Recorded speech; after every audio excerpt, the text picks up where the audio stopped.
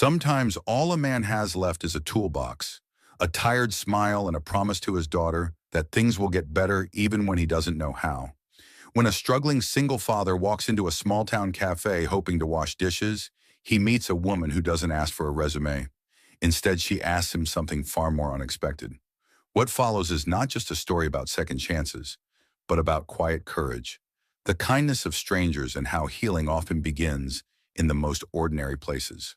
If you're someone who believes in the power of small moments in love, that grows slowly and in the beauty of starting over, this story is for you. Don't forget to subscribe to the channel for more heartfelt stories that stay with you long after the screen fades. Now let's begin. Struggling single dad applied to be a dishwasher. The female owner asked if he believed in destiny. The old pickup truck groaned as Dan Carter shifted in the driver's seat. Careful not to wake the little girl curled up beside him. A thin layer of condensation had formed on the inside of the windshield, distorting the view of the gray, restless sea just beyond the parking lot. Dawn hadn't yet broken, but the horizon showed a sliver of burnt orange cold light, promising another unforgiving day in coastal Maine. Dan rubbed his eyes with calloused fingers and sighed quietly. His back ached from another night spent in the driver's seat, his knees stiff and his heart heavier than either. He looked down at Maggie, her breath rising and falling under the threadbare fleece blanket she clutched like a lifeline. Her cheeks were flushed pink from the cold, but she didn't stir. Thank God for small mercies. He reached for the crumpled flyer he'd stuffed in the glove box the day before. The Driftwood Cafe, help wanted, dishwasher, prep, no experience necessary. No experience. He had more than enough life experience, just none that anyone wanted anymore. Dan stepped out of the truck, careful to shut the door quietly. The icy wind off the Atlantic sliced through his flannel jacket as he crossed the nearly empty street toward the modest wooden cafe that looked like it belonged in a postcard from a time that didn't exist anymore. Warm light glowed through its frosted windows. A chalkboard sign stood just outside the front door, the cursive letters slightly smudged by sea mist. Come in for warmth, stay for something more. He hesitated at the door, glancing back at the truck. Maggie would be fine for a few more minutes. She was used to waiting. Too used to it, inside the scent of fresh bread and coffee wrapped around him like a worn quilt. The space was small but homey wooden booths, mismatched chairs, a small counter lined with glass jars filled with cookies and biscotti. A few early morning customers sat nursing their mugs, reading local papers. One of them looked up, nodded politely. Dan returned the nod with a tight smile. Behind the counter, a woman with chestnut hair pulled into a loose bun moved with quiet precision. She was stirring something on the stovetop, the steam rising around her like a halo. She wore a dark green cardigan with the sleeves pushed up and a faded apron dusted with flour. Her face was younger than he expected, early 30s, maybe mid-30s, but her expression carried the calm focus of someone who'd weathered more storms than she let on. Dan cleared his throat. Excuse me, I'm here about the job. The woman turned, set down the wooden spoon, and looked him over, not unkindly, but with a directness that made him straighten his shoulders. Her eyes were warm brown, sharp and steady. You the one who called yesterday, she asked. No, ma'am, he said. Just saw the flyer. I can start today. Right now, if you need. She leaned on the counter, wiping her hands on a towel. You have any experience? Washing dishes, Dan offered a tired smile. I've been doing that my whole life in one way or another. She didn't smile back. Instead, she tilted her head slightly. Name Dan Carter. I have a daughter. She's 8. She's in the truck just across the street. We're between places right now. There was a beat of silence. Not pity, thank God, but consideration. Then she asked something unexpected. Do you believe in destiny, Mr. Carter? He blinked. Destiny? Yes, like people crossing paths for a reason. Things happening not just because they happen, but because they're meant to. You know, that kind of thing. Dan looked down at his boots soaked from the melting snow on the cafe floor. I used to, he said after a moment. Back when I thought life had rules before it stopped making sense. She nodded slowly, fair answer. Another beat. Then she turned, grabbed an apron from a hook by the back door, and tossed it to him. Dish pits through that door. You can start by filling the sanitizer sink. Dan caught the apron midair. That's it, you're hiring me. For now, you break anything, you're buying it. Her tone was dry, but not harsh. I'm Evelyn, by the way. Evelyn Moore. Welcome to the Driftwood. He slipped the apron over his head, already moving toward the back. Thank you, he said, really. As he pushed through the swinging door, the warmth from the kitchen hit him like sunlight after a long storm. Stainless steel counters, industrial sink, a narrow prep table. Nothing fancy, but it was more than he'd had yesterday, more than he'd dared hope for. And somewhere out front, a woman who asked about destiny had just given him a chance without needing a resume or references. For the first time in months, something shifted in Dan's chest. Not a miracle, not yet, but maybe a beginning. Behind the fogged windshield of the old truck across the street, Maggie stirred beneath her blanket and sat up, yawning. She looked out the window just in time to see her father through the cafe window, scrubbing a metal tray with methodical care. She smiled sleepily and whispered, "Go, Dad." And the day began. The clang of pans and the rush of warm water became the new rhythm of Dan's mornings. The industrial sink was his station, and though the work was repetitive and unglamorous, it grounded him. Every plate he scrubbed clean, every spoon he polished, every tray he stacked on the drying rack felt like a small act of rebuilding, if not his life, then at least the scaffolding of one Evelyn Moore kept to her own rhythm in the front. She wasn't one for unnecessary chatter, which suited Dan just fine. She worked with quiet focus, prepping pastries and plating breakfast, with the calm of someone who had long ago made peace with early hours and aching feet. But every so often she would glance back toward the kitchen and catch Dan stealing a peek at the clock. She noticed it first on the third morning, expecting something she called toward the kitchen window. Dan froze mid-scrub, sheepishly wiping a hand on his apron. No, just checking the time. Maggie's still out in the truck. She's okay, though.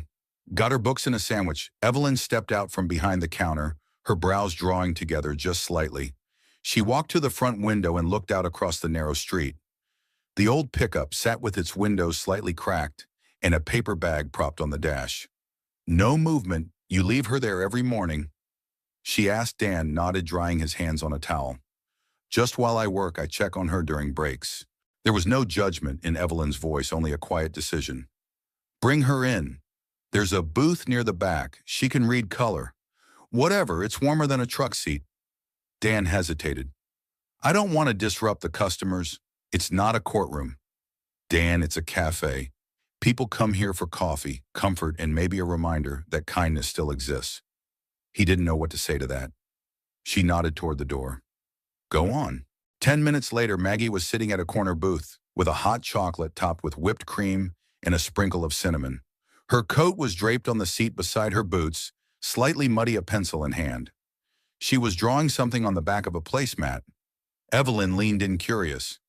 It's a cafe, Maggie explained, but in the backyard there's a garden with fairy lights and swings, and there's a big table where people eat cake and talk about happy stuff.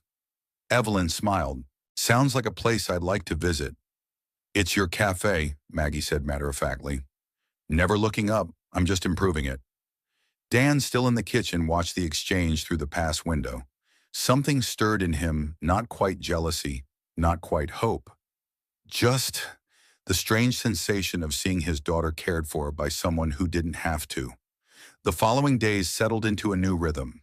Evelyn started keeping a spare mug just for Maggie, and a small container of crayons appeared next to the napkin holder in her booth. Dan worked a little harder, stood a little straighter. He started arriving 10 minutes earlier, not because Evelyn had asked, but because it felt good to be somewhere he was needed. One afternoon, after the last lunch rush had trickled away, Dan lingered in the back, wiping down counters that had already been cleaned. Evelyn sat at the counter flipping through invoices, her glasses perched low on her nose. You ever think about doing more than dishes? She asked without looking up. Dan paused. Like what? Prep work? Maybe some light cooking? You've got good instincts. Noticed you rearranged the walk-in for efficiency. Most dishwashers wouldn't bother. He shrugged, a faint blush rising to his neck. Old habits used to run a garage. Didn't matter how good your tools were if you couldn't find them. Evelyn looked up. Then you ran your own shop? Yeah, for a while, back in Pennsylvania. He didn't elaborate, and she didn't press. After a moment, she said, I'm not offering a promotion. Just more hours if you want them. The weekend cook's going part-time. Dan nodded. I appreciate it. Another silence. This one more comfortable? Then Evelyn added as casually as pouring sugar into a cup. You're doing good work, Dan, and not just with the dishes. He met her eyes. Something passed between them, an unspoken acknowledgement that healing didn't always come in grand gestures. Sometimes it arrived in the form of a child's laughter drifting from a back booth or a quiet thank you exchanged in the soft lull of an afternoon. That evening after closing time, Dan walked out to the truck and found Maggie already buckled in, clutching her drawing from earlier. She handed it to him. I drew you, Daddy. He unfolded the paper. It showed a man in an apron with a big smile standing behind a counter. Next to him was a woman with a ponytail and a warm face holding a tray of cookies. Above their heads were words written in a child's careful scrawl. The Driftwood Cafe, my dad's new home. Dan's throat tightened. He stared at the drawing for a long time, the paper trembling just slightly in his hands. As they drove away, the cafe lights dimming in the rearview mirror, Maggie asked, Do you think we'll stay here a long time? Dan didn't answer right away. He glanced at her, then back at the road. I don't know, honey, he said softly, but I hope so. And for the first time in a long while, he meant it. The storm hit in the early morning before the sun had a chance to rise. Wind screamed off the ocean like a living thing, slapping against the siding of the cafe and rattling the window panes. Inside, the soft glow of Edison bulbs swayed slightly above the counter, casting long, shifting shadows across the worn wooden floor. Dan arrived an hour early that day, soaked to the knees and gripping a toolbox he hadn't touched in over a year. The night before, Evelyn had mentioned in passing that the back room leaked when the wind blew in from the east. She hadn't asked for help, but Dan heard the worry under her breath, the way a mechanic hears an engine knock before it fails. He stood in the back doorway, now surveying the warped eaves and the small pool of water already forming in the corner near the fridge. The storm was just beginning, and he figured he had an hour too if he was lucky before it got worse. With Maggie still sleeping in the truck wrapped in flannel and dreams, Dan got to work. By the time Evelyn arrived, hair windswept scarf trailing like a banner behind her, she found him on a stepladder, hammer in hand, mouth clamped around a nail like an old carpenter. She froze in the doorway, one brow arched, coffee in a to-go mug steaming in her hand. You planning to rebuild the whole cafe or just the part that leaks? Dan removed the nail, gave a quick grin and shrugged. Just making sure your fridge doesn't become a canoe. You could have waited for me, she said, though her voice lacked any real sharpness. You mentioned it, figured I'd fix it before it became a real problem. She stepped inside and glanced around the room, clean dry except for one stubborn puddle near the wall. The leak was patched, the eaves reinforced, and the wet insulation removed and stacked neatly by the trash bin. You always carry a toolbox around, she asked. Only when I want to impress the boss, he replied, climbing down. She almost smiled but caught herself. You hungry? He hesitated. I could eat. 10 minutes later, they sat across from each other at the back booth, Maggie's usual spot. The storm roared outside, but inside the cafe, it felt like a quiet pocket of warmth. Evelyn placed a plate of scrambled eggs and toast in front of Dan, then sipped her own coffee without looking up. You're not just a dishwasher, are you? She asked, eyes on the window. I used to be a lot of things, Dan said quietly. Mechanic, business owner, husband. The last word hung in the air like a feather before it fell. She got sick, Evelyn asked gently. Car accident, he replied. 3 years ago. One of those things where a drunk ran a red light and the rest of your life doesn't look the same. After Evelyn didn't speak for a while. Then she said, I lost someone too. Not to death, but to something just as final. Dan looked up. I built a restaurant in New York, she said, with someone I trusted. Loved, thought we were building a future together. Her lips twisted. Turned out he was building one without me. Took the investors, took the name, left me with the debt and the silence. Dan took a bite of toast, chewing slowly. That why you came back here? Evelyn nodded. This place was my grandmother's. She ran it for 30 years.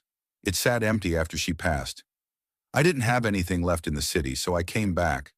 I thought maybe I could start over. They were quiet again, the kind of silence that wasn't awkward, but full of weight of shared damage and fragile rebuilding.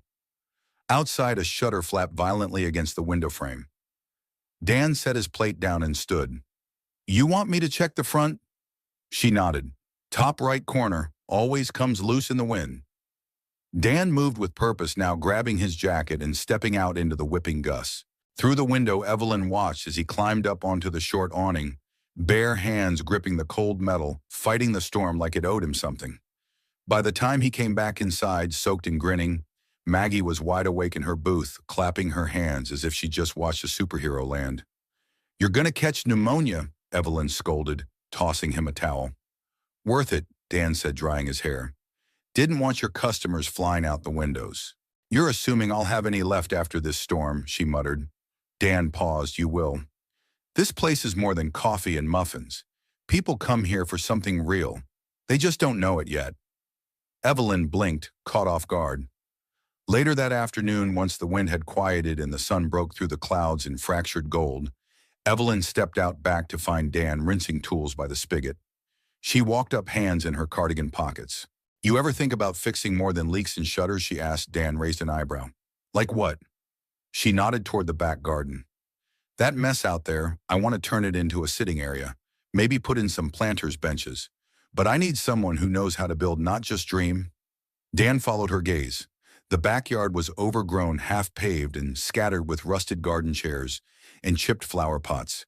But in the golden light, it looked like potential. I could take a look, he said. Draw up something. Just ideas for now. Evelyn smiled, but it didn't quite reach her eyes. Let's start with that, he nodded. And just like that, Dan was no longer just the dishwasher who showed up in the rain. He was the man who patched roofs, fixed shutters, and saw beauty where others saw wreckage. That night, as he and Maggie climbed into the truck, he felt a strange sensation low in his chest, a soft, unfamiliar warmth. Not love, not yet. But maybe the beginning of belonging. By the time the first hints of spring began to flirt with the stubborn Maine coast, the Driftwood Cafe had taken on a quiet new energy.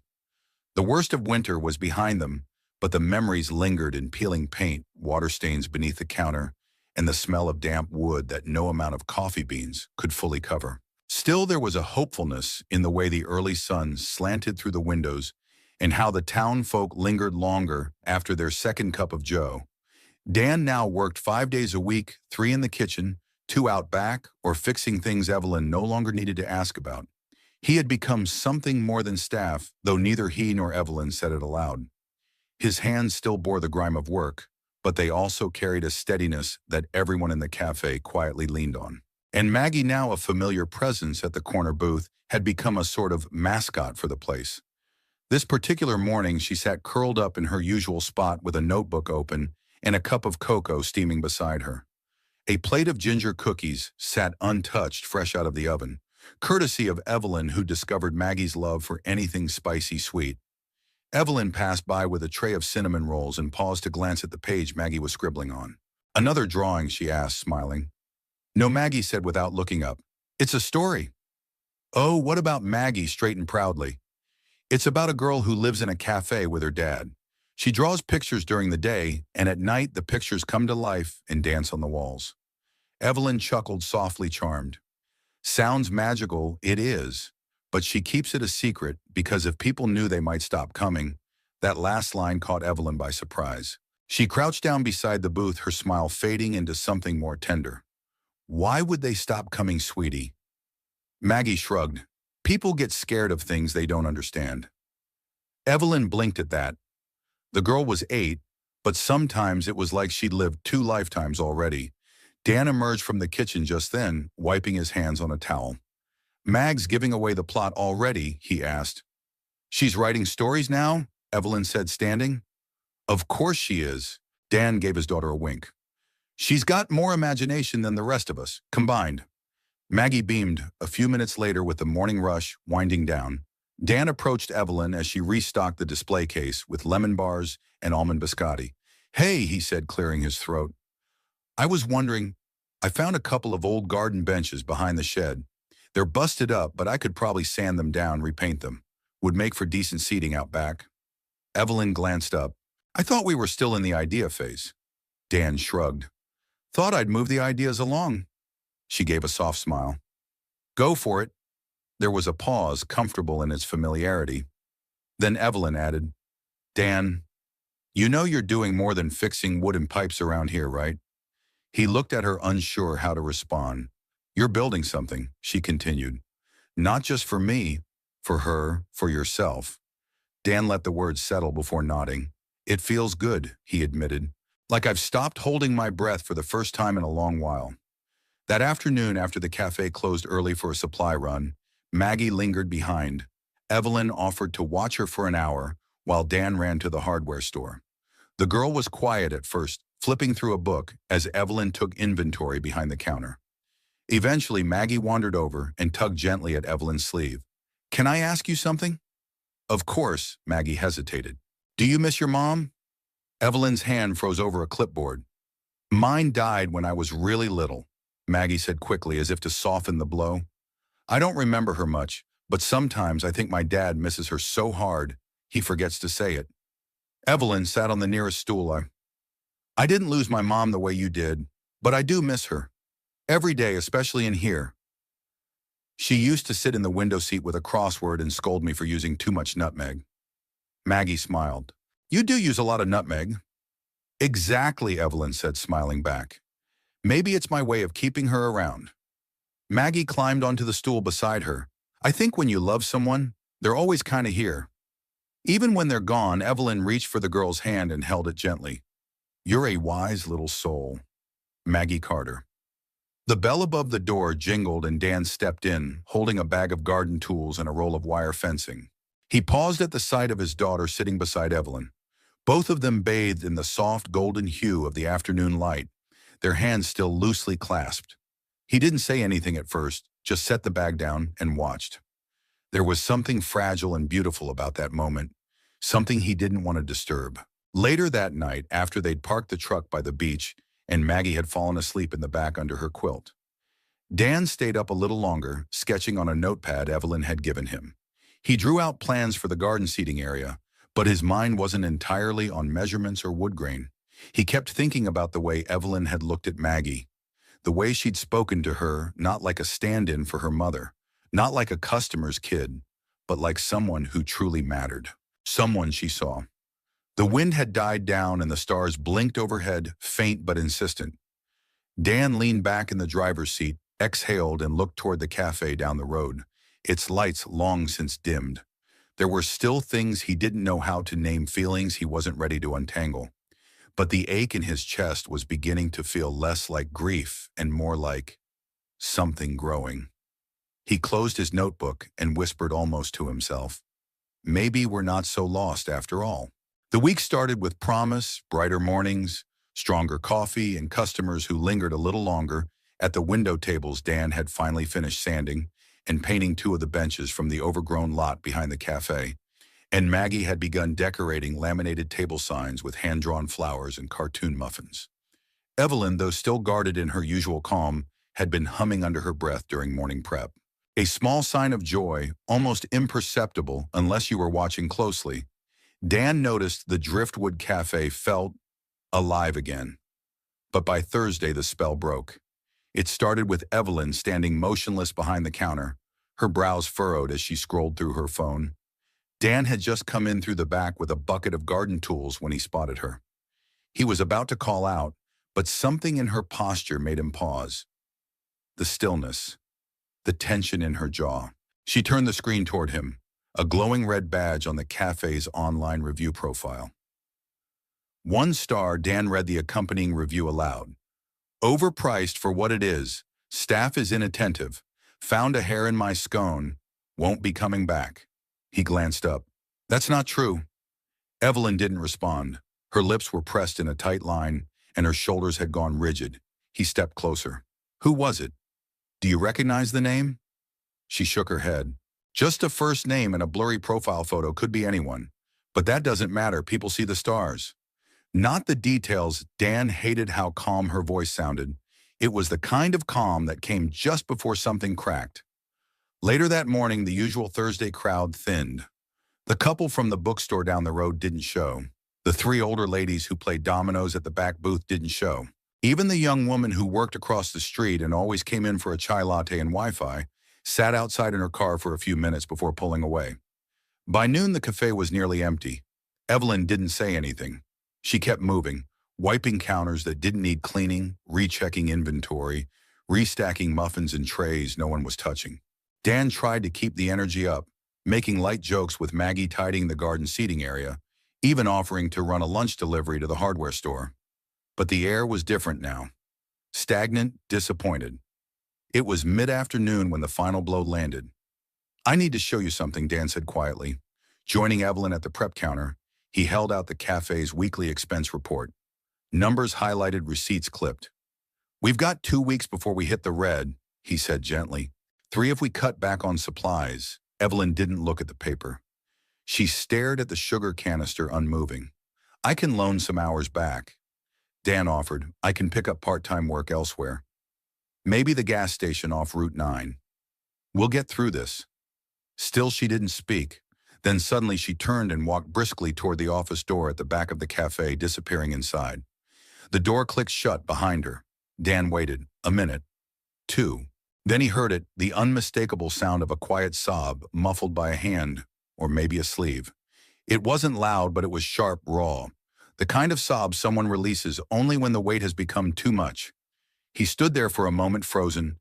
This was her sanctuary, her escape from a past that had stolen everything. And now here it was again, taking from her, with the cruelty of anonymity and algorithms. He knocked softly on the door. No answer. He opened it anyway.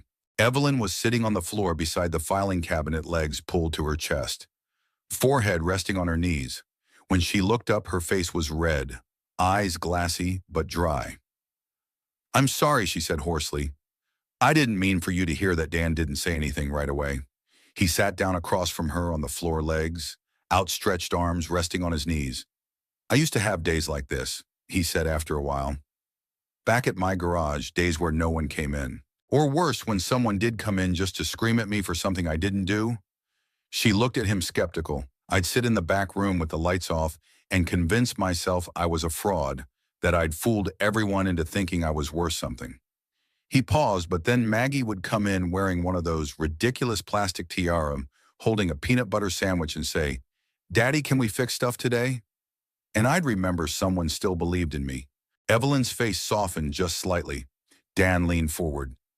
"You built something real here, Evelyn.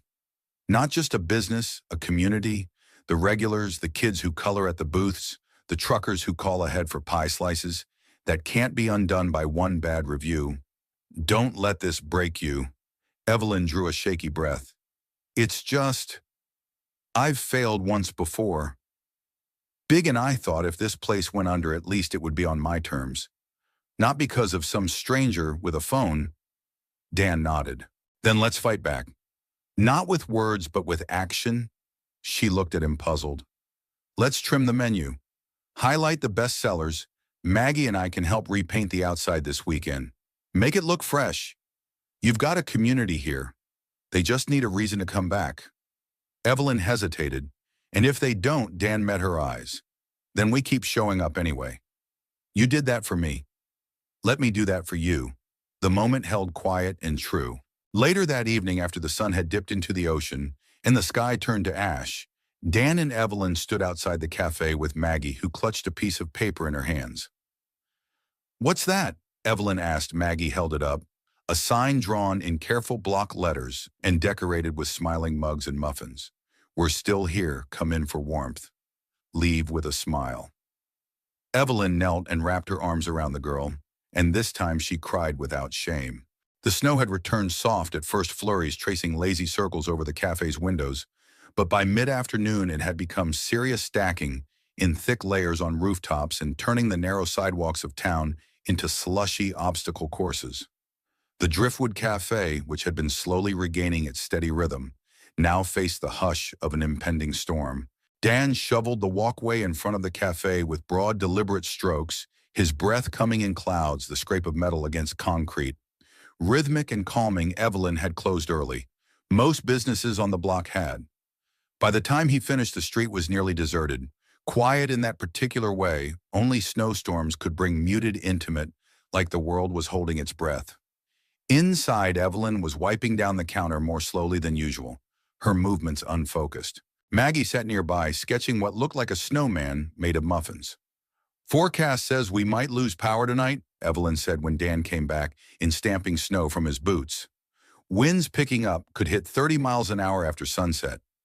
Dan nodded, peeling off his gloves. "You heading home soon?" She didn't answer right away. Instead, she turned to look out the window. "My place is at the edge of town. Not exactly snowplow friendly." He followed her gaze. "You're not thinking of staying here overnight. I've done it before," she said almost defensively. "The back office has a cot, got some extra blankets in the storage closet." Dan frowned. "You shouldn't be alone in this kind of weather." "I'm not afraid of snow," she said, but her voice carried the weariness of someone who had learned to be brave simply because there was no one else to do it for her. "I know," Dan replied, "but still, you don't have to be alone." She looked at him as if trying to gauge whether he meant what he said, but before she could answer, a gust of wind howled past the windows, rattling the frame. "Truck's got a full tank," he added, "but it's no place for Maggie in a storm. Not overnight, if you don't mind. We could stay here too. I'll keep the fire going, make sure the pipes don't freeze. We'll be out of the way." She hesitated, then nodded. "All right, but if Maggie starts a marshmallow fire on the stovetop, I'm blaming you." Dan grinned. "Deal." They set up camp in the back office. Dan rolled out a sleeping bag near the heater, and Maggie claimed the cot wrapped in 3 layers of blankets and happily munching on a chocolate chip cookie. Evelyn had saved just in case. Evelyn brewed a fresh pot of coffee and poured it into thermoses. The snow continued to fall outside, heavy and relentless. Later that evening, after Maggie had drifted to sleep with a sketch pad resting on her chest, Dan stepped into the main dining room and found Evelyn sitting at a table near the window, a book open but unread in her hands. "You okay?" he asked, settling into the seat across from her. She looked up, surprised to see him still awake. "Yeah, just thinking about." She closed the book. "How different my life looks from what I imagined." Dan nodded slowly. "I get that. I used to think success meant a 5-star restaurant in Manhattan." She continued, her voice quieter now, more raw. "Reservations booked months in advance. Critics writing about my truffle risotto. I thought that's what made me real." She smiled, but it was bittersweet. "But now, I'm in a roadside cafe in a town half the country forgot existed, baking scones for truckers and pouring coffee for fishermen. And some days I wonder if I've disappeared. If I traded in a spotlight for invisibility." Dan leaned forward. "You didn't disappear, Evelyn. You chose to stay visible in a place that actually sees you. That's not failure, that's courage." She blinked, caught off guard by the gentleness in his tone. "I used to think being a good father meant having a house, a stable job, health insurance." He said, his voice rougher now. "But when I lost all that, Maggie didn't ask for any of it back. She just asked if I'd be there the next morning." He paused, his eyes meeting hers. "I've come to believe the people who really love you, they don't measure you by what you've lost, only by what you keep showing up for." For a long moment, neither of them spoke. The wind moaned through the cracks in the eaves, and snow tapped against the windows like tiny ghostly fingers. Then Evelyn asked so softly it was almost lost beneath the storm, "Do you ever think you were meant to come here?" Dan's breath caught. He didn't know how to answer. So he didn't, not with words. Instead, he reached across the table, gently covering her hand with his. The silence between them wasn't empty now. It was full of things unsaid, of resilience and kindness, of grief and healing, of 2 people who hadn't looked for each other, but had somehow found something solid amidst the drift. When the power flickered and then cut out entirely, Evelyn didn't flinch. Dan stood and grabbed a flashlight, handing it to her. "I'll check the fuse box," he said. "You stay here, I'll be right back." She nodded, her fingers still tingling from the warmth of his hand. Outside, the cafe faded into darkness, swallowed by the storm. But inside, even with the lights gone and the night pressing in from all sides, there was still warmth. Not from electricity, from something far more powerful. And as Evelyn sat there in the dim golden glow of the flashlight beam, listening to Dan's footsteps return from the basement, she realized something quietly astonishing. For the first time in years, she wasn't afraid of the dark winter, loosened its grip reluctantly as if the town of Halberton had to prove itself worthy of warmth. But slowly, almost imperceptibly, the snow began to recede from the sidewalks. Buds appeared on the brittle branches outside the Driftwood Cafe, and light returned with a softness that made people pause longer. By windows, sip coffee, slower, smile easier. Dan had rebuilt the garden benches and placed them neatly in the back lot, transforming the once neglected patch of land into something that almost resembled charm. A few strings of borrowed fairy lights hung between posts, and fresh mulch lined the narrow flower beds. The space didn't look like much to a stranger, but to those who had watched the cafe through the bleakness of winter, it looked like hope. Inside the cafe was preparing for something new. "We're really doing this?" Evelyn asked, standing by the register as Dan arranged folding chairs in the small space near the front windows. He gave her a grin. "You said yes 3 times already. Yes to an open mic night. I didn't say yes to rearranging half the cafe and inviting the whole town to watch me pretend I'm not terrified," Dan shrugged. Too late, Maggie made posters. Evelyn looked over at the chalkboard sign by the door, where in a colorful swirl of handwriting it now read, "Saturday night open mic at the Driftwood, share your voice. Share your heart cookies, provided share your heart." Evelyn repeated, raising an eyebrow. "She insisted," Dan said. As if on cue, Maggie twirled into the cafe, clutching a stack of hand-drawn programs. "I made a list of who's performing. I'm first you." Evelyn asked, "I'm going to read a poem I wrote for my dad." Dan choked slightly on his coffee. "Wait, you are?" Maggie nodded proudly. "It's a surprise, though. You can't see it until I'm on stage." Saturday arrived with a soft breeze and the scent of thawing earth. As evening fell, the cafe filled slowly. Regulars took their usual seats. Families pulled chairs closer together. Teenagers hovered near the cookie trays. Fairy lights flickered. Music played low from the speaker in the corner. And for once, the cafe felt like something larger than just a business. It felt like a community. Dan stood at the back, wiping his hands on his jeans as he scanned the crowd. Evelyn was by the espresso machine composed on the outside, but he could tell she was buzzing underneath. This was a leap for her, opening the doors, not just for business, but for connection. "Ready?" he asked quietly as he stepped beside her. "Not even a little good." "That means you care." She exhaled, gave him a glance that was half annoyance, half gratitude. "Go sit, it's starting." Maggie was first. She stood on a small platform with her sneakers barely reaching the edge and clutched her notebook like it held her whole soul. The room hushed. "My poem," she said, her voice steady but soft, "is called 'The Man Who Never Quit.'" Dan leaned forward instinctively. Maggie began to read, each word clear and full of unguarded truth. "He fixes more than broken things, like wobbly chairs and garden swings. He fixes days that feel too long, with quiet work and being strong." A few in the audience exchanged gentle smiles. "He holds me close when nights are cold, tells stories I've already told. He makes me laugh when I feel small. He's the bravest man of all." Dan felt his throat tighten. "He doesn't wear a hero's cape or have a fancy house or lake. But he's my home, my solid ground. The best dad that I've ever found." The room was completely still. Maggie closed her notebook. "Thank you." Thunderous applause followed. Not just polite, but real moved. Maggie ran into Dan's arms as soon as she stepped down, and he lifted her, easily pressing a kiss to her hair. "I love you, kiddo," he whispered, eyes wet. "I know," she whispered back. Evelyn stepped onto the stage next, a little stiff, a little flushed. She cleared her throat. "I don't have a poem," she began, "but I do have a few things to say." The room quieted again.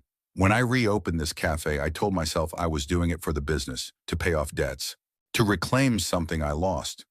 But over the past few months, I've realized it's more than that."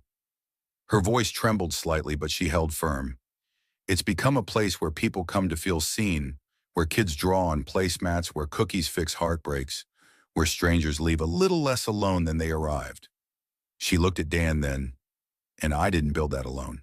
Dan met her eyes, something unspoken passing between them, a shared acknowledgement of what they'd both been through to stand here now. After the applause, music resumed. People mingled and laughter returned to the walls.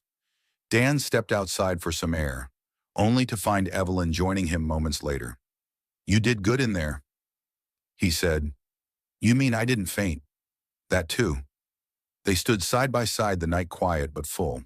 The garden lights behind them glowed.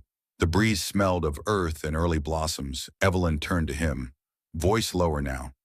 "You know, I used to think if I ever fell for someone again, it'd be fast, fireworks, chaos, something out of a movie. And now I think it might feel like this, slow, steady. A man fixing shutters in a snowstorm, teaching his daughter how to plant tulips. Showing up when no one asked." Dan's voice was quiet. "That sounds a lot like love." Evelyn didn't reply. She didn't need to.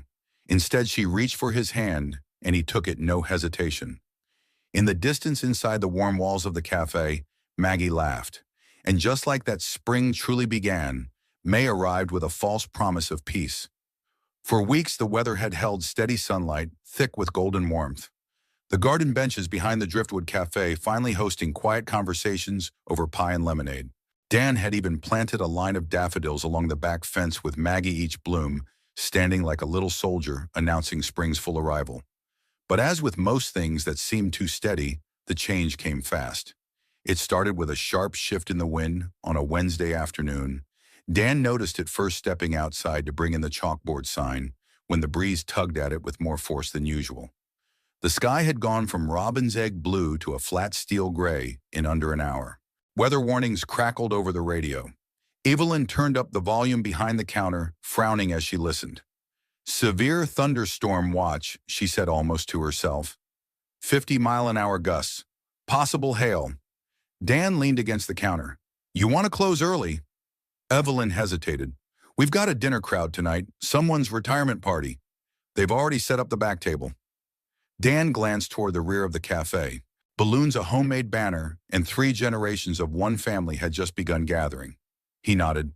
"All right, we'll watch it. I'll secure the benches and the back door."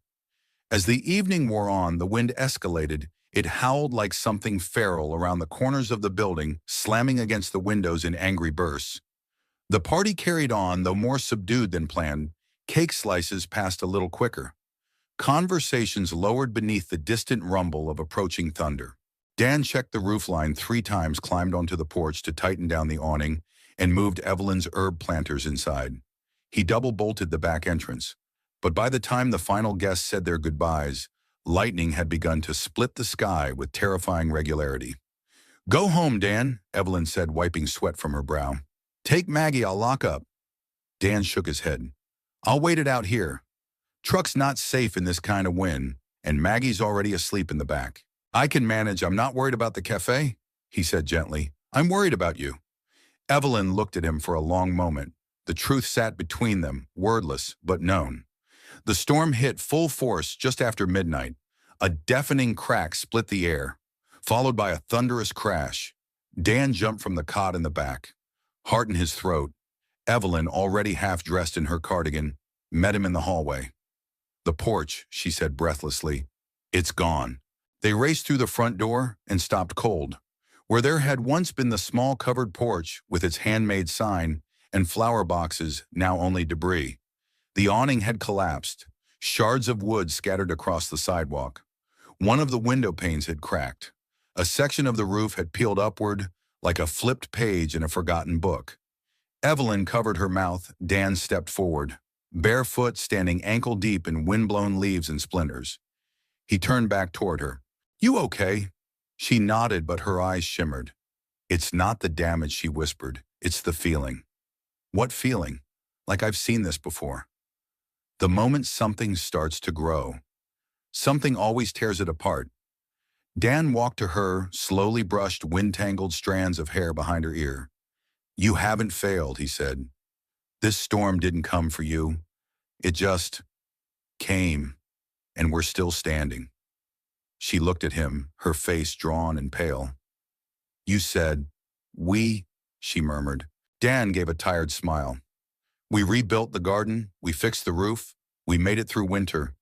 So yeah, we a beat past." And then she collapsed against him, not from weakness, but from relief. from the weight of too many years holding everything up on our own. Dan wrapped his arms around her, steady and warm, grounding her like an anchor in wind-tossed seas. By dawn, the wind had stilled. The world outside was sodden and broken in places, but calm. Maggie helped collect the scattered flower boxes, carrying them one by one to the back. Dan assessed the structural damage while Evelyn called the insurance adjuster. Word spread quickly. By mid-morning, townsfolk began arriving with toolboxes, nails boards. The bookstore owner brought a thermos of hot cider. Two brothers from the hardware store offered extra shingles. A retired contractor Evelyn had served every Thursday brought a saw and a truckload of good intentions. No one asked questions. No one asked for payment. They just showed up. Dan stood back and watched as strangers became a crew, then a community. Evelyn moved among them like a conductor, grateful, directing, stunned by the generosity. "You started something here," Dan said quietly, stepping up beside her. She shook her head. "We did." That night the porch was still gone, but its foundation was solid again. The windows were boarded temporarily, the lights inside flickering with candle glow and backup battery packs. The cafe stayed open, if only for tea and quiet conversation. Dan sat at the corner booth, sipping from a chipped mug, watching Maggie draw a new picture of the driftwood, this time with stronger walls, brighter skies. Evelyn approached him, weary but smiling. "I'm tired," she admitted. "You've earned it." She tilted her head. "Why do you stay, Dan? You never ask for anything. You fix, you build, you show up. But you never ask." Dan looked into his mug, then at her. "Because somewhere along the way he said this became home. And I don't walk away from home, not anymore." Evelyn didn't reply. She just reached for his hand and held it. The new porch went up in 2 days flat. By the end of the week it was better than before, sturdier, wider, built from donated lumber and neighborly goodwill. Dan added personal touches: a carved wooden beam salvaged from an old barn planter, boxes Maggie painted with wild, uneven daisies, and a wind chime Evelyn had tucked away since her grandmother passed. She said she hadn't had a reason to hang it until now.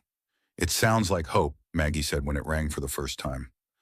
By Friday, the Driftwood Cafe wasn't just back in business, it was blooming. Evelyn kept the menu smaller and simpler, just as Dan had suggested during the hard weeks: fewer options, more soul. Her blueberry scones, now dubbed storm survivors, became local legend. A couple from 2 towns over even asked to buy a dozen for their anniversary picnic. As the cafe reopened in full, the rhythm returned. But something else pulsed beneath the surface now. Something unspoken between Dan and Evelyn. A tension both tender and charged. Their conversations had grown longer. Glances lingered. Silences felt less like pauses and more like preludes. On Saturday night, Evelyn found herself wiping down the new counter while Dan finished putting Maggie's bike in the back storage room. The cafe was closed. Outside the porch, lights glowed golden, catching the edge of dusk as it softened the town into quiet. Evelyn stared at the darkened coffee machine, heart beating a little too fast. She heard Dan's footsteps before she saw him. "Porch is clear," he said. "No bikes left to trip over. No kids left to trip on me." She smiled. "Thanks, that bike rack's going to save a lot of broken shins." He leaned against the doorframe, arms crossed. "It's funny, when I got here I thought I'd be gone in a week, a month tops. Just long enough to get Maggie stable again, pick up the pieces, move on. And now," Dan looked at her quiet, "now I wake up and I don't want to be anywhere else." Evelyn felt the floor shift beneath her. Not literally, but emotionally, the way things do when someone says what you've been too careful to admit out loud. "Sometimes I walk through the cafe before it opens," she said softly. "I touch the tables, straighten the salt shakers. It sounds silly, but it makes me feel like I still have a say in the day. Like the mess of life can't touch me here." "It's not silly," Dan said. "It's brave." They stood like that for a while, still grounded. The air between them filled with years of pain they didn't need to explain, and the strange, blooming safety of this fragile new bond. Evelyn broke the silence with a laugh. "Maggie told me today I should just kiss you already." Dan chuckled. "She's not subtle. She's also 8 wise beyond her years," he murmured. Another pause, then Evelyn took a step forward.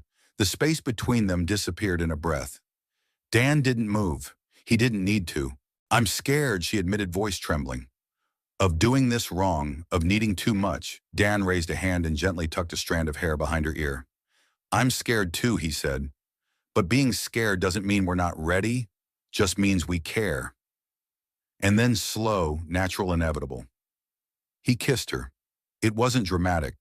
There were no fireworks, just the quiet press of lips that had both forgotten what it was like to be kissed with reverence, not rescue. It was a kiss that didn't ask for anything, only promised, I'm here, I see you. When they finally pulled apart, Evelyn's eyes were glassy, but she was smiling.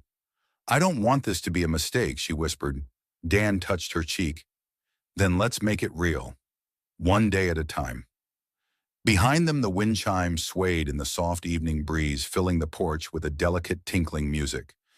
Later that night, they sat on the porch steps, sharing a blanket and a plate of leftover scones. Maggie slept inside, curled up on the cushioned bench with a half-finished comic book in her lap. The street was quiet, the town slow and hushed in its Saturday slumber. I used to think love was fire, Evelyn said. Big, bright, impossible to miss. But maybe it's actually this steady, gentle something that holds you up when everything else has fallen down. Dan nodded. It's the porch that stays standing. They watched the stars come out one by one in a sky scrubbed clean by recent storms, and in the soft peace of that moment, neither of them needed to say anything more. The silence between them was full. Sunday mornings at the Driftwood Cafe had a special kind of rhythm, slower, more reflective. The regulars came in later, sometimes with newspapers, sometimes with grandkids in tow. The smell of cinnamon rolls lingered longer in the air, and no one seemed to mind waiting a little extra for their coffee. That morning, Maggie was unusually quiet. She sat at her usual booth with her colored pencils and a large sheet of white cardstock Evelyn had given her from the office supply drawer. Her brow was furrowed, her tongue peeking from the corner of her mouth in concentration. Dan noticed it as he poured sugar into the large dispenser. Working on a masterpiece, he asked. Maggie didn't look up. It's for the art contest at school. Mrs. Hart said the theme is, someone who inspires you. Dan leaned closer. You drawing me wearing a superhero cape? Maggie rolled her eyes but grinned. Maybe he ruffled her hair and went back behind the counter where Evelyn was wiping down the espresso machine with quiet focus. Their routine had become something unspoken. Dan managed mornings, Evelyn took over midday, and Maggie bounced between them like a comet tethered to two small planets. By noon, the cafe was full. The garden tables outside shimmered under soft, spring light, and laughter floated in through the open windows. Maggie finished her drawing and slipped into the back office, asking Evelyn if she could keep it there until she turned it in. You don't want to show your dad? Evelyn asked, not yet. I want it to be a surprise. Evelyn gave a conspiratorial nod. We'll keep it safe. That afternoon, after the lunch crowd faded, Evelyn stood in the back hallway, staring at the drawing Maggie had pinned to the bulletin board. It was simple colored pencil, bold strokes, and the unmistakable perspective of a child. But it was powerful in its honesty.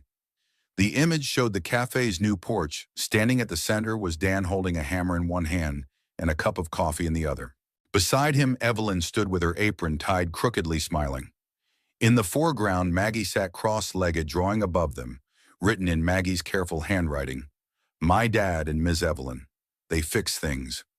Evelyn's throat tightened. She stood there for a long time, one hand resting lightly on the edge of the bulletin board, as if anchoring herself. It wasn't just a drawing, it was a snapshot of something real. Something earned. Dan found her there a few minutes later. You okay, he asked, stepping softly into the space. She nodded, blinking quickly. She sees us. The way we really are. Dan looked at the drawing, then back at Evelyn. She always has. The next day, Evelyn called a friend who worked at the local printer. By the end of the week, a framed copy of Maggie's drawing hung proudly on the cafe wall, just to the left of the register, where everyone could see it. Customers paused to study it. Some smiled, some grew quiet. A few even asked if they could leave a sticky note beneath it with their own message, gratitude, encouragement, or simply the words, thank you. Dan caught Evelyn watching the wall one slow afternoon.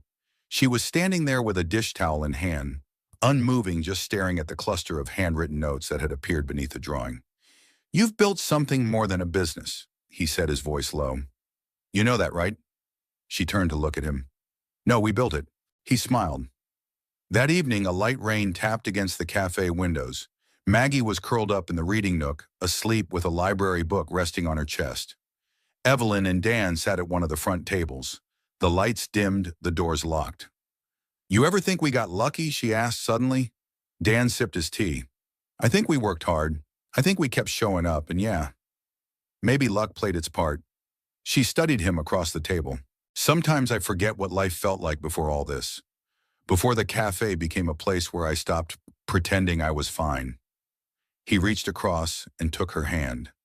"You don't have to pretend anymore." The words settled between them, soft as the rain, solid as the table they leaned against. Then Evelyn looked toward the drawing on the wall again. "Do you think Maggie really sees us as people who fix things?" Dan tilted his head. "Maybe she sees us as people who don't give up." "That's more important." Evelyn didn't answer right away. Then she stood, walked to the wall, and beneath Maggie's drawing, she added her own sticky note, plain, written in her graceful handwriting. "We're still learning how. And that's okay." Dan joined her there, standing beside her in the golden hush of the cafe's closing hour. They didn't need to speak. Outside, the rain softened to mist, and the porch lights flickered gently.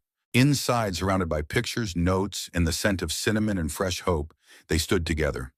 Not perfect, not finished, but very much whole.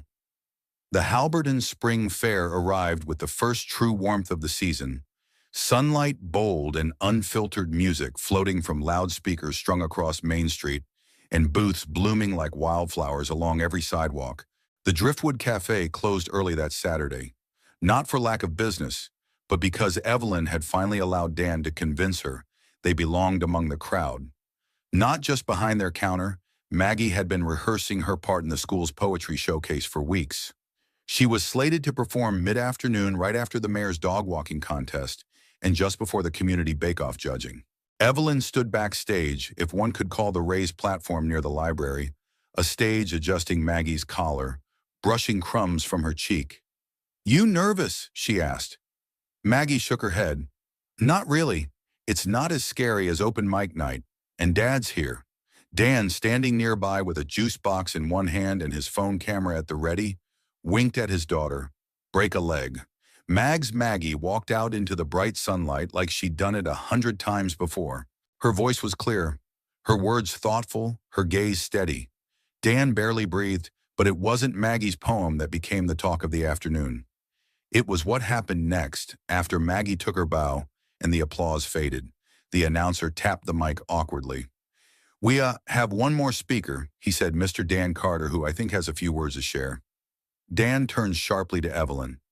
"You did this," he whispered. She shook her head, surprised. "I didn't." Maggie giggled. Dan stepped up to the platform amid polite applause. He wasn't dressed for attention, just jeans, boots, and a clean shirt he'd ironed that morning. His palms were suddenly slick with sweat. He cleared his throat. Wasn't planning to say anything today." He began, eyes flicking over the crowd, catching familiar faces, customers, neighbors, the mailman, the librarian, a few truckers from the highway diner. "But someone signed me up, and I'm guessing they knew I had something to say that I hadn't quite found the courage to say out loud." A murmur of laughter rippled through the crowd. He looked toward the back where Evelyn stood frozen, her hand resting over her heart. "I came to Halberton a few months ago with nothing but a daughter, a truck that stalled every other day, and a toolbox I hadn't touched since my life fell apart." The crowd grew still. "I didn't come here looking for a new beginning. I came looking for a place to survive. But then something happened. I walked into a cafe, and a woman asked me if I believed in destiny. A smile tugged at the corners of several mouths, and back then I said no. Because how could I? Everything I believed in had been taken from me. My wife, my work, my pride." He paused, voice thickening. "But since then, I've watched my daughter laugh again. I've watched her draw and sing and talk about the future, like it's something we get to choose again. And I've worked alongside a woman who's stronger than she knows, who rebuilt her life with her bare hands and gave me without ever saying it out loud. A reason to believe that maybe I didn't come here by accident, He looked directly at Evelyn now. I don't know if I believe in destiny, but I believe in you. The crowd held its collective breath. I believe in the way you keep going. When you're tired, I believe in the way you care for this town. I believe in the way you've made a home, not just for yourself, but for everyone who's ever walked into that cafe and left feeling a little more whole. He stepped away from the microphone, chest heaving. A single clap sounded, then another. Then the entire square erupted into applause. Evelyn pressed a hand to her mouth, tears blurring her vision. When Dan stepped off the platform, she met him halfway. "You idiot," she whispered, tears running down her cheeks. "I know," he said softly, "but I couldn't keep it in anymore." She pulled him into a kiss, not shy, not uncertain, but full of all the things they'd been holding inside. The crowd burst into cheers, whistles, and the sound of someone shaking a tambourine. Later that evening, back at the cafe, the three of them sat on the new porch steps as dusk settled in. Maggie sipped a root beer float and kicked her legs lazily. "You didn't tell me you were going to say all that," she said to her dad. "I didn't know I was going to." Evelyn leaned her head on his shoulder. "You meant every word, every single one." The porch light came on, casting a soft glow over the wooden beams, the flower boxes, the little wind chime still ringing faintly from the breeze. "I think people saw the real you today," Evelyn murmured. Dan wrapped an arm around her. "That's only because I finally saw him too. And for the first time, his voice didn't carry the weight of doubt. Just truth." Summer arrived quietly in Halberton, not with fanfare or fireworks, but with long days that smelled of honeysuckle and fresh soil, and nights lit by fireflies over the back garden of the Driftwood Cafe. The porch, now a familiar fixture of the neighborhood, had become more than an entryway. It was a place where old men played checkers after breakfast, where teenagers sat awkwardly during first dates with iced coffees, where parents rocked strollers back and forth while sipping their morning brews. Dan stood at the counter one Saturday morning, adjusting the coffee grinder with a familiarity that no longer surprised him. The cafe bustled. Evelyn moved behind him, with the same quiet grace she always had, her hand brushing his every now and then in that subtle, steady rhythm they'd fallen into. Maggie Freshly, 9, sat near the register, with her latest sketchbook, flipping pages, looking proud. "I think I want to turn some of my drawings into cards," she announced. "Cards?" Evelyn asked, raising an eyebrow. "For the customers, like thank you cards, or ones that say, 'You're doing your best.' Our people should get more of those." Evelyn leaned down and kissed the top of Maggie's head. "I'd put that on the wall in a heartbeat." Dan smiled, wiping down the counter. "Looks like we've got an artist entrepreneur in the family." Maggie echoed, eyes bright. Dan froze, realizing what he'd just said aloud.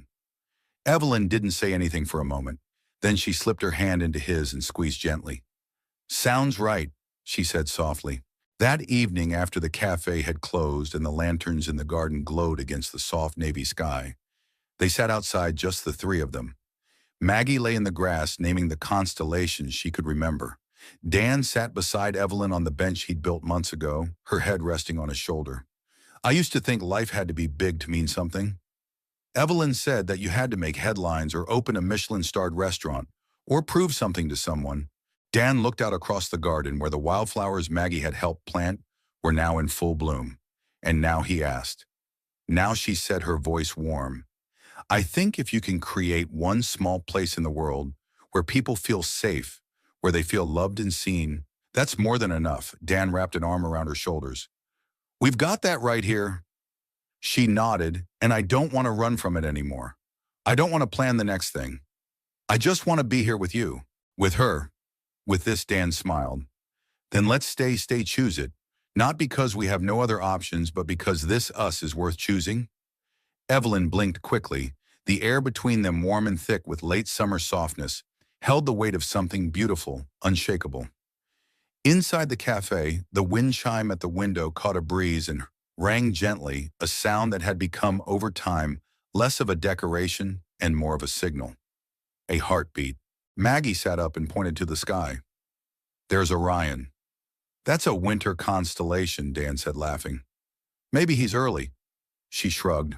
"Or maybe he just missed us." Evelyn chuckled. "I'd come early too if I could sit here." The three of them sat in silence for a while, listening to the wind, to the distant sound of laughter from the houses down the road, to the occasional clink of dishes being washed in the kitchen behind them. Dan turned to Evelyn. "Do you remember the first thing you ever said to me?" She grinned. "About 20 different sarcastic things come to mind?" "No," he said. "You asked me if I believed in destiny." She smiled wider. "Now I didn't. I said no." He said, his voice soft. "But I think I do now. Or at least I believe in this, whatever brought me to that porch. Whatever gave me a second chance." Evelyn leaned in. Maybe it wasn't destiny. Maybe it was just kindness. Meeting, readiness. A broken heart finding another, Dan nodded. "Whatever it was, I'm not letting go of it." They kissed, then not the cautious, breathless kiss of beginnings, but the kind of kiss that felt like home, rooted certain, a seal on something sacred. Maggie sighed dramatically. "You guys are cute, but also very cheesy." They both laughed, pulling her into a hug between them. And beneath the soft lights of the porch, under a sky not quite dark, not quite full, a small cafe in a forgotten town held three people who had once lost everything and found in each other something quietly miraculous. Not a fairy tale, but a life chosen, shared, enduring, and enough. Where in the world are you watching from? We'd love to hear from you. Drop a comment below and let us know your city or country. It always warms our hearts to see how far these stories travel. If this story touched you, make sure to subscribe to the channel so you never miss another tale of hope, healing, and unexpected connection. Your support means more than words can say. Thank you for spending your time with us. Until next time, stay kind, stay hopeful, and take care.